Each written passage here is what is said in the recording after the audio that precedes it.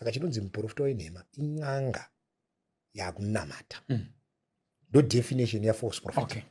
You know yourself as much as I know some of us. That the many mushrooming churches that we are having, some of them, they are the witch doctors who have turned themselves to be prophets because they want to attract people.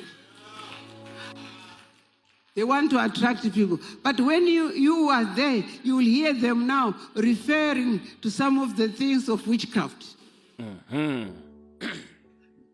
But here, they have dressed themselves like prophets. Prophets. Pauri pane zvinhu zvitatu.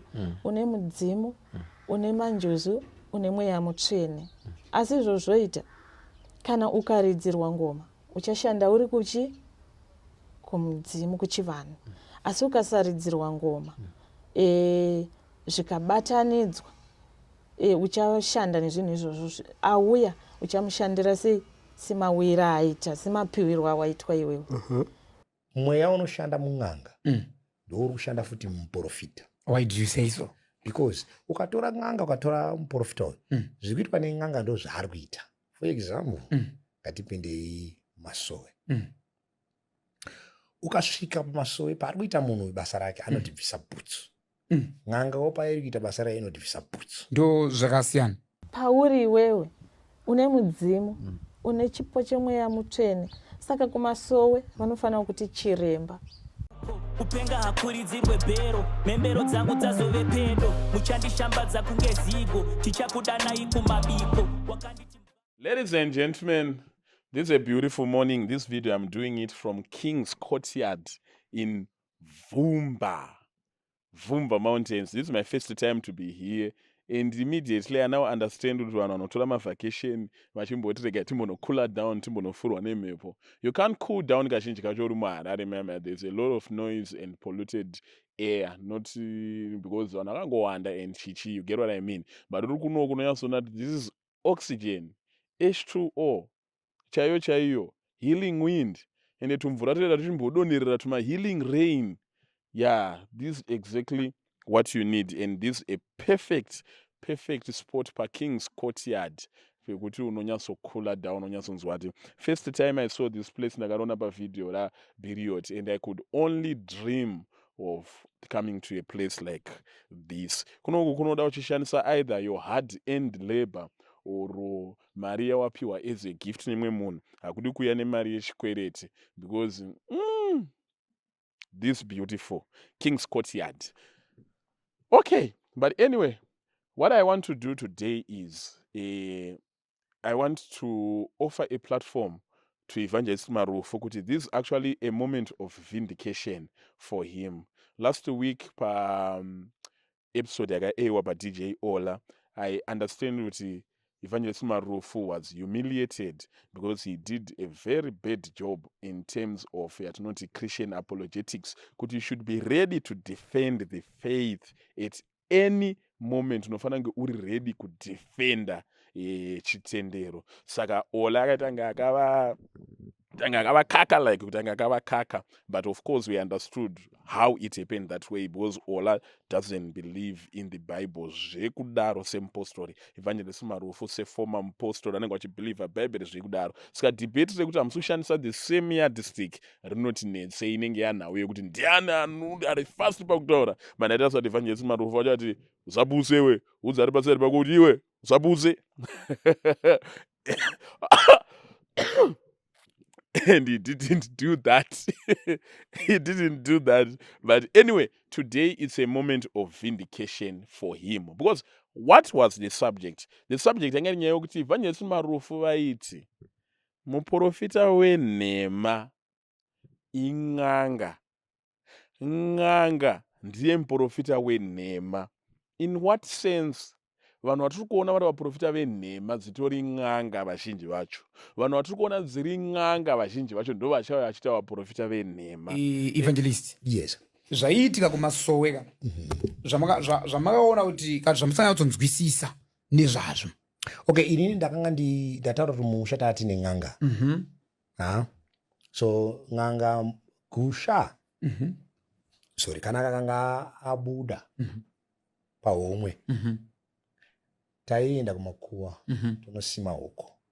Gusha kana kakanga abuda aisima huko mumusha kuti musha uchengeteke.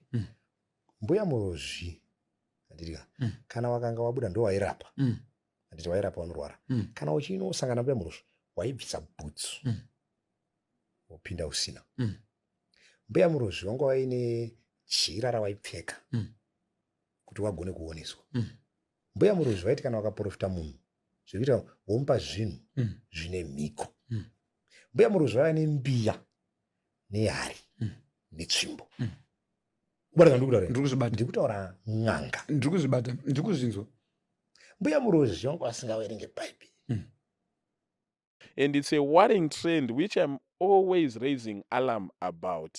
Kuti this transition irungoitika yekuti munhu anga ari muprofita obva aita ng'anga.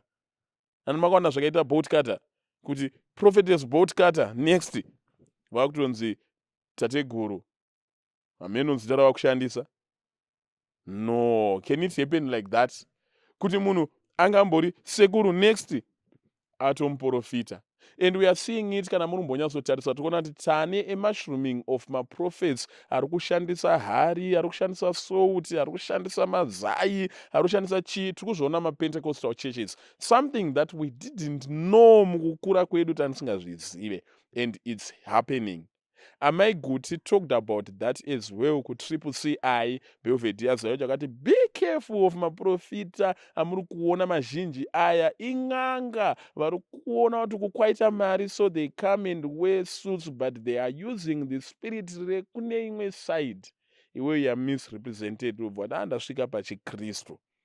We don't believe in going to those who call themselves prophets and give you water in the bottle and do funny things to put fear in you.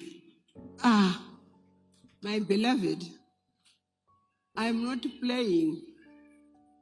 It's not that I don't have any message to jump here, but this is very important. This is very important. We don't mix this worship with any other worship. You know yourself as much as I know some of us. That's the many mushrooming churches that we are having. Some of them, they are the witch doctors who have turned themselves to be prophets because they want to attract people. They want to attract people. But when you are there, you will hear them now referring to some of the things of witchcraft. But here, they have dressed themselves like prophets. Prophets. A prophet who asks you, your neighbor, does he smell to you when you see him? I mean, if he, no, what has that to do with me? How about if he has his own problems? You say, your neighbor, yeah, oh yeah, I think the other day he did not smell to me. You say, yeah, because he's one now. Zion Forward in Faith, are you hearing it? I'm not wasting time.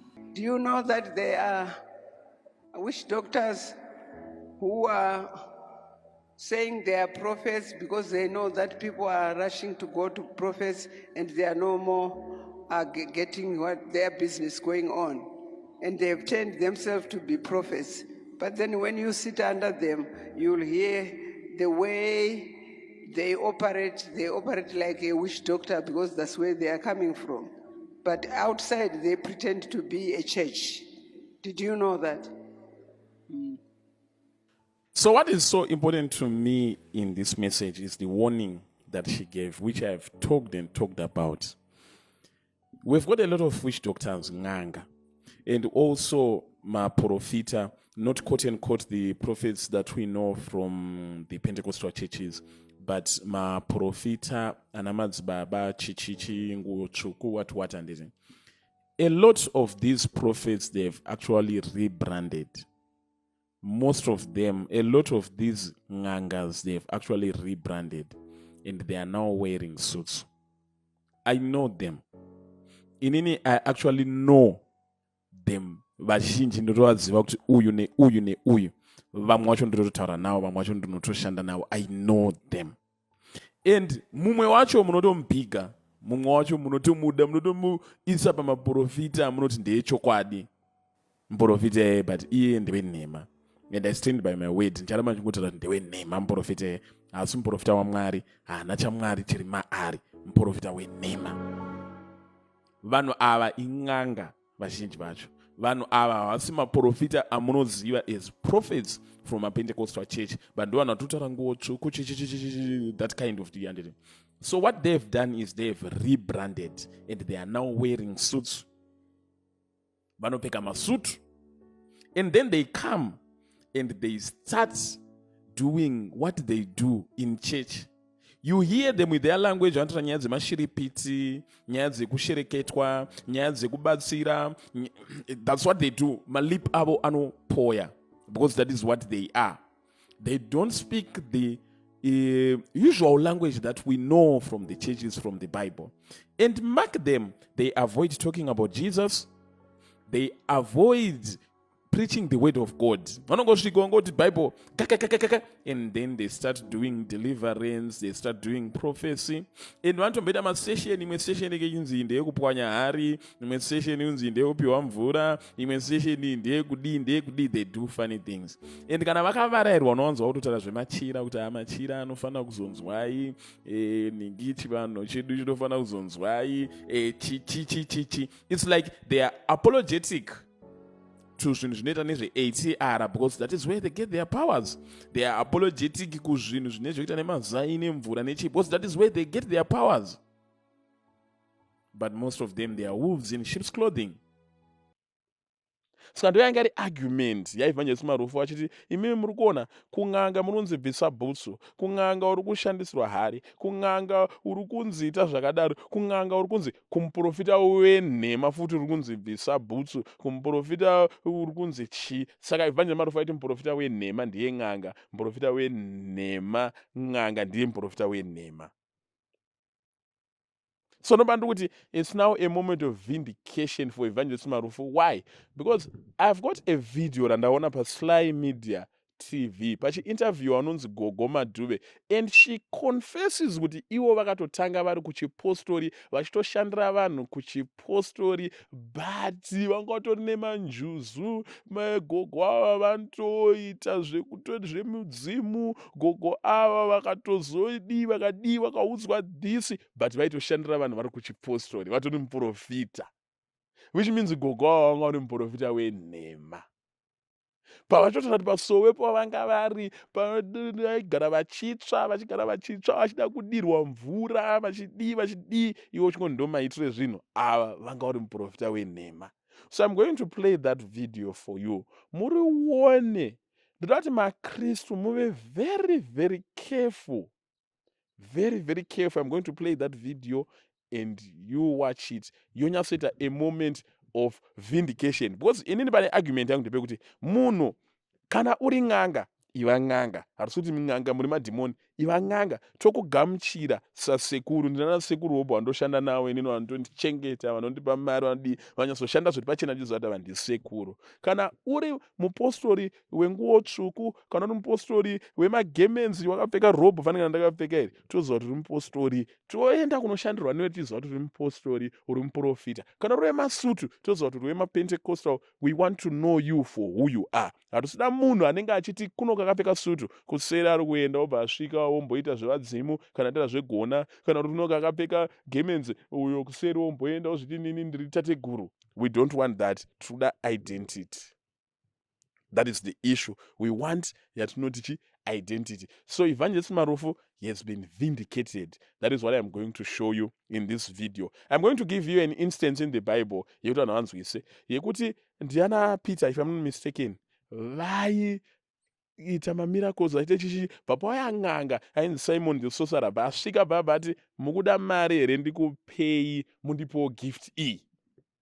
In other words, aiziva kuti ini ndiri n'anga but ndada kutoita zviita urume wazvoita uprofita but rega ndichinje zvikanzi mwoyo wako akaipa chaiwo kuda ungochinja kutoti nhasi uri profeti mangwana wato tateguru kana kuti nhasi uri tateguru mangwana waaprofeti. Aiwa. It cannot happen like that. So this is a moment of vindication for Evangelist Marufu. Hanzi kuchema kuchauya simfaro chauya mangwanani, which means Evangelist Marufu last week makanyadziswa bebe. As this week Evangelist Marufu, you have been vindicated. Maratidzwa kuti mimi muri pachokwadi, muri evangelist wechokwadi ku SDA kuko totokuziva kuti muri wechokwadi. That's why tichikufarirai. Ndakangokurawo tiri muchipostori tichinamata, asi mukunamata umu nekufamba kwenguva ndawanikwa ndaita sendinofunga kuti ndikaona munhu achifamba ndogonosvika kutaura kuti imeme itai zvakati. Ndaisaziva kuti zviri kubva nekupi. Ndaive munhu aihakira vanhu vanorwara. Ndaisaziva kuti zviri kufamba sei. Asi nekufamba kwenguva machechi unenge wakuzoudzwawo pamweya kuti zvakamira zvakadai zvakadai. Mune matare amuinawo. Asi ini ndaizviramba manje. Handiti izvozvo ndiri mwana wemupostori. Sekuru wangu anga ari muprofita mukuru, saka haa izvozvo zvanditombozviti. Saka zvinotaura kuti mune experience yezvinhutuka zvemashavi izvozvo zvine zvechipostori. Ndinotenda kudaro. Titaurirei tinzwe makuru aimi muri muchipostori. Mazonzi mune dare riri pamuri zvakazofambiswa sei? Ndiri muchechi chaindinetsa maprofita anochema nemweya. Inini ndasingacheme nemweya ini. Asi ari pakati pekuchema nemweya akataura tsananguro. Ndaitonzwa izwi rinondondudza kuti anga achida kuti zvakati. Asi ari kutya kutaura zvakati. Inini ndandisingazisi manje ndebva ndasimuka ndotaura kuti ava vanga vachinzi vari kuda kutaura zvakati. Asi vatya kutaura zvavanzi vataure. Saka vanhu vakatanga kunditi muprofita. Ndichitaura munhu akauya achirwara serious. Ndaigona kusanamatira nemazwi. Ndaigona kungomubata ndomuti chipora munhu obva apora. Kana anga asingakwanisi kufamba ndaingomubata ndomusimudza ndotomuti chifamba otofamba. Saka ini ndaizozvibvunza nerweseri kuti ko simba iri riri kumbobva kupi. Saka nekufamba kwenguva ndakazoti tiri pachechi nguva yekuti vanhu vanamatirwe kana kuti pakaita murwere ndaitsva zvokuti ndinenge ndichida mvura. Kutsva kwanenge ndichiita ndendisingatodi mvura yekuti 1 bucket. Panenge pachitoda kana 12 buckets zvoti pasowe pandainamata paigara paine makati emvura nemabhaketsi anenge ari kumabhegi. Ndikatanga kuti ndikuda mvura ndaitovati ndidirei mvura kusvika mvura iyo ndanzwa kuti yamandiri yapinda. Ndochitanga kuita basa. Kwamarange kwandakaenda kuna mbuya Marange vechechi yeMarange yepostori yemazudai. Ndasvika ikoko ndangoti ndichisvika zvikanzi titambire manjuzu. Ndakanzwa kuvavenga kuti mbuya vanonditi manjuzu inini. Vakati ndine urombo mwanangu. Pauri pane zvinhu zvitatu. Une mudzimu, une manjuzu, une mweya mutsvene. Asi izvozvoita kana ukaridzirwa ngoma uchashanda uri kumudzimu kuchivanhu. Asi ukasaridzirwa ngoma zvikabatanidzwa uchashanda nezvinhu izvozvo. Auya uchamushandira semawira aita, semapiwirwa awaitwa iwewe. Saka ndakanga ndakuita zvekuudzwa munzeve chaimo manje. Kunzi ita zvakati nezvakati nezvakati. Ndovhunduka. Ndogara pasi ndotaurawo kuti ndiwe ani uri kuuya munzeve dzangu. Taura zvakanaka ndikuzive. Ina handidi zvesatanism handitombozvide. Ndobva ndagara ndikangogara ndikaita sendavarairwa. ndaibva ndanzwa futi ndini ningi ndinobva kwakati ndakakura nguva yakati pauri iwewe une mudzimu une chipo chemweya mutsvene saka kumasowe vanofanira kuti chiremba. Saka kumasowe handina wandakaudza asi kwakauya umwe muprofita but anga wanditi chiremba. Alright. Kukonfirma chiprofita chaicho. Ndichibva ndati ndatozopupura ndikati zvamataura izvi ndakazviudzwa. But handinoziva kuti zviri kure bozi ndoziva kuti chiremba munhu wekuchipatara tu munhu anoita zvematare. Vachibva vasondidurira kuti aiyo pamuri muri dare. Mutori dare zvamuri izvozvo. Saka munofanirwa kuti munhu auya nedambudziko rake munomubatsira. Ndo pandakatanga kuti auya nedambudziko riri rechivanhu ndaitopiwa zvekuita ndaiudzwa zvekuita nezoti tora chakati nechakati nechakati uite so. Ndobva ndaita asi kuvanhu vese vandakabatsira handina munhu wandakaudzwa kuti ndimubatsire nemushonga. Ndaingobatsira nemvura, ndaibatsira nemaoko angu nezvinenge zvichida kuitwa. Ladies and gentlemen, mukampani yedu Logos Solar Tech, these days we are always busy tichijekesa nyika magetsi kumunhu wese. Hanzi let there be light, bringing light to the world. And nhasi ndina Mr. Ketch handisi kuvaperekedza hangu kwavari kuenda, ndiri kuvadeploya, ndiri kuvaassaina, ndiri kuvaendesa mufield. Mr. Ketch, mune team panapa. Yeah, nhasi tine team takananga pakaroi. Pakaroi toda unoita solar system, tobva taita house wiring and tubing, a full house wiring, it's a 7-roomed house. Tobva tasiya musha wese wane magetsi. Wane magetsi. Alright, saka munotoitawo mawiring chii ndaifunga pamwe munongonoshandisa magetsi ari mumba kana pasina magetsi makuti haya mama-electrician. Tinorova wiring, ukatotarisa material yese iri mukati muno ndewiring. Sockets, chichichi zvese, malamps, solar acho zvese zviripo. And this is properly packed. Ndoona vanhu vanenge vachiti zvinhu ndakaona zviri muchirori zvichigujurwa zvichidii. Aiwa, tinenge takarongedza so nekombi yedu zvakanyatsosecure. You can see kuti zvese zvakanyatsosecure zvakanaka. Aiwa, nice. Saka tichakuratidzai review ye-the end product anenge vaita, but nhasi danongotaura padiki exclusive product service ramakarongera vanhu vemuzimbabwe vane mari, vari pakati nepakati, nevasina mari. Okay, so for beginners tinowanzotanga ne-something to do with fridge. Solar system inoishandisa fridge, a 3.2 kVA solar system. Inoaffordwa nevanhu vakati one day. Yes. But iri a durable something. So this goes for $1,480. And then we go to 5 kVA. But takuenda kuma 5 kVA anenge ane mamwe ma-products kana kuti mamwe ma-brands ema-system zvichidependa nekuti client ari kuda zvipi. Nekuti umwe anogona kungoti inini I just need some must. Umwe obva ati inini I need day, I need Victron. Tinokwanisa kuitira any package yaunoda zvichienderana nehomwe yako kuti iwe unozviaffordao sei.